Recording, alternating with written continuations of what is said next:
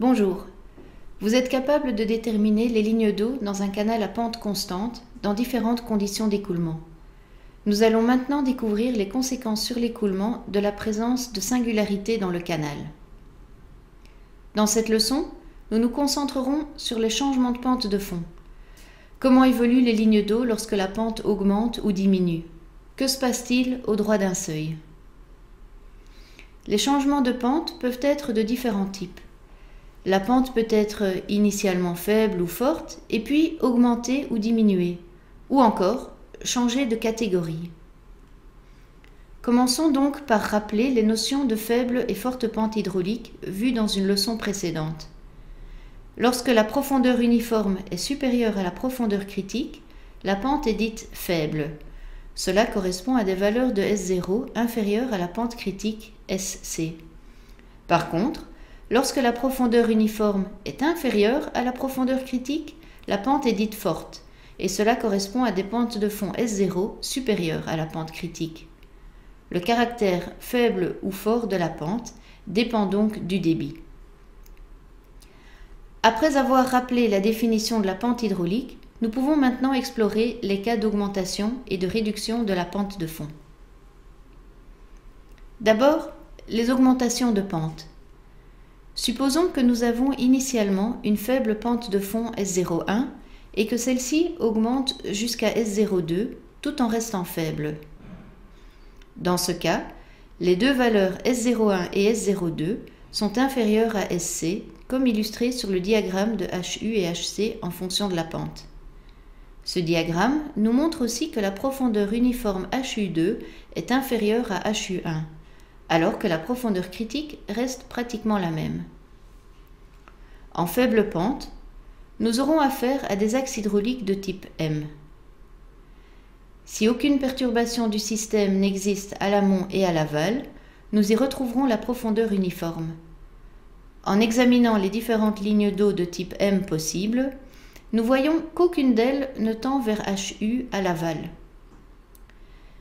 Dès lors, comme on ne peut tendre vers la profondeur uniforme, on doit s'y trouver d'emblée. Nous pouvons en déduire que la profondeur uniforme règne dans tout le tronçon aval de pente S02.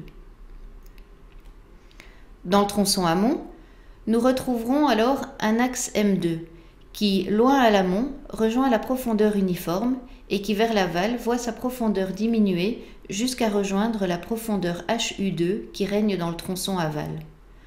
En effet, M2 étant un axe d'aval, il ne demande pas mieux que de se raccorder à l'axe MU. Continuons en examinant ce qui se passe en forte pente, dans le cas d'un passage d'une pente S01 à une pente plus forte encore, S02. Ces deux pentes, S01 et S02, sont supérieures à la pente critique SC, et nous aurons donc maintenant des axes hydrauliques de type S. Si la profondeur uniforme règne loin à l'amont et loin à l'aval du changement de pente, alors nous avons un axe SU dans le tronçon amont. En effet, aucun axe supercritique ou axe d'amont ne tend vers la profondeur uniforme à l'amont. Dans le tronçon aval, c'est un axe S2 qui se développera. Celui-ci démarre à la profondeur HU1 à l'amont et tend vers HU2 à l'aval. Pas de problème pour se raccorder à SU, puisque S2 est un axe d'amont. Un dernier cas d'augmentation de pente reste à examiner. Le passage d'une pente S01 faible, inférieure à SC, à une pente S02 supérieure à SC. Nous aurons donc un axe de type M dans le tronçon amont et un axe de type S dans le tronçon aval. Si la profondeur uniforme règne loin à l'amont et loin à l'aval, la ligne d'eau devra franchir la profondeur critique puisque HU1 est supérieur à HC et HU2 inférieur à HC.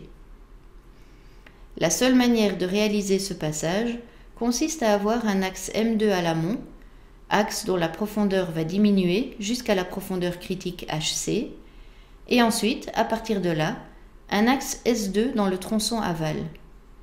Contrairement au ressaut hydraulique qui est une transition brusque entre un axe d'amont et un axe d'aval, la combinaison M2-S2 permet de franchir la profondeur critique de manière douce. Un tel franchissement de la profondeur critique à partir d'un axe d'aval vers un axe d'amont porte le nom de section de contrôle. Les augmentations de la pente de fond étant couvertes, voyons maintenant ce qui se passe lorsque la pente de fond diminue. Ici, la pente amont S01 est plus importante que la pente aval S02. Ces deux pentes sont toutefois inférieures à la pente critique et nous aurons donc des axes de type M. Si la profondeur uniforme règne loin à l'amont et à l'aval, cela signifie que l'axe hydraulique dans le tronçon aval est un axe MU, puisqu'aucun autre axe M ne tend vers la profondeur uniforme. Pour rejoindre cet axe MU, nous aurons un axe M1 dans le tronçon amont. Cet axe d'aval voit sa profondeur augmenter pour se raccorder à la profondeur uniforme HU2, ce qu'il fait sans difficulté puisque M1 est un axe d'aval. Voyons maintenant ce qui se passe en forte pente, avec des axes hydrauliques de type S. Il nous faut passer d'une pente S01 très forte à une pente S02 un peu moins forte. À nouveau, si nous avons la profondeur uniforme à l'amont et à l'aval, la seule combinaison possible est le passage d'un axe SU à l'amont vers un axe S3 à l'aval, ce dernier tendant progressivement vers la profondeur uniforme HU2. Dernier cas possible, le passage d'une pente forte S01 supérieure à SC à une pente faible S02 inférieure à SC. C'est une situation typique qu'on peut trouver dans des régions de piémont où un cours d'eau à forte pente débouche dans une plaine ou dans une vallée plus large où la pente de fond est faible. À nouveau, nous supposons que l'écoulement est uniforme loin à l'amont et loin à l'aval. Mais ici, la situation est un peu plus compliquée puisqu'il va falloir franchir la profondeur critique. Comme nous avons un écoulement supercritique à l'amont, puisque HU1 est inférieur à HC, et un écoulement subcritique à l'aval, puisque HU2 est supérieur à HC, il nous faudra passer par un ressaut hydraulique pour franchir HC. Reste donc à savoir où se situera le ressaut. Pour rejoindre HU2 à l'aval, la seule solution est d'avoir un axe MU dans le tronçon aval. Pour rejoindre HU1 à l'amont, la seule solution est d'avoir un axe SU dans le tronçon amont. Commençons donc par représenter les axes conjugués à SU et à MU, soit SU' et MU', représentés par les traits pointillés verts. Les positions de ces axes conjugués nous indiquent que le ressaut se situera dans le tronçon aval, puisque MU est en dessous de SU'. En effet, un axe d'aval issu de MU dans le tronçon amont sera forcément un axe S1. On voit bien que celui-ci, démarrant à une profondeur inférieure à l'axe SU', ne pourra pas le croiser. Cela signifie que le ressaut ne se situe pas dans le tronçon amont, mais plutôt dans le tronçon aval. Nous pouvons donc tracer un axe SU, suivi de l'axe d'amont M3 à partir de HU1 au droit du changement de pente. Cet axe M3 croise MU' et c'est au droit du croisement que se situera le ressaut. Voilà donc la configuration finale des axes hydrauliques. Un axe SU dans le tronçon amont, suivi d'un morceau d'axe M3 dans le tronçon aval, et ensuite un ressaut hydraulique pour rejoindre l'axe MU. Revenons un peu en arrière.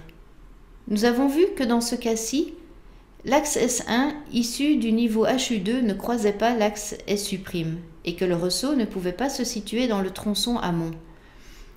Mais que se passerait-il si la pente S02 était plus faible encore? La première conséquence est une augmentation de HU2. Et la situation de départ est donc celle-ci. On suppose toujours qu'on a la profondeur uniforme loin à l'amont et loin à l'aval. Ici, les situations respectives des deux axes conjugués SU' et MU' sont telles que le ressaut se situera bien à l'amont du changement de pente. En effet, l'axe M3 partant de HU1 ne croise cette fois-ci plus l'axe MU', rendant impossible l'existence d'un ressaut dans cette zone. Par contre, l'axe S1 issu de HU2 croise bien l'axe SU' dans le tronçon amont. ce qui nous permet de trouver la position du ressaut et de dessiner la ligne d'eau finale. Voilà, nous avons passé en revue les différents cas de changement de pente. Il nous reste à voir ce qui se passe au droit d'un seuil. Nous allons schématiser la situation comme illustré ici. Le seuil est représenté comme une surélévation locale du fond. La pente de fond S0 est supposée faible et identique à l'amont et à l'aval. Nous pouvons dessiner les diagrammes d'énergie spécifique pour la partie amont et pour la partie aval. La pente de fond étant la même des deux côtés, la profondeur uniforme ne change pas non plus. Supposons que l'énergie globale reste constante au passage du seuil. La ligne d'énergie sera donc horizontale et les endroits où cette ligne d'énergie croise les courbes d'énergie spécifique nous indiquent les profondeurs d'eau possibles pour l'écoulement. Si l'écoulement arrivant sur le seuil est subcritique ou fluvial, on voit que la profondeur H1 avant le seuil est supérieure à la profondeur H2 après le seuil. Contrairement à ce qu'on aurait pu imaginer, la profondeur d'eau diminue donc malgré l'augmentation du niveau du fond. Si l'écoulement arrivant sur le seuil est supercritique ou torrentiel, c'est le contraire. On voit que la profondeur H1 avant le seuil est inférieure à la profondeur H2 après le seuil. Ici, nous avons donc une augmentation de la profondeur au passage du seuil. Tout cela vous paraît peut-être contre-intuitif et vous avez du mal à le croire. Voyons alors ce qui se passe dans le petit canal de laboratoire. L'écoulement est subcritique, nous voyons que la profondeur d'eau est assez importante, mais au droit du seuil de fond, vous voyez que la profondeur d'eau diminue. Elle est inférieure à ce qu'elle est à l'amont et à l'aval de celui-ci. Voilà déjà la fin de cette séquence. Exercez-vous bien à trouver les bonnes configurations des lignes d'eau avant d'aborder les autres singularités locales de l'écoulement. Bon travail!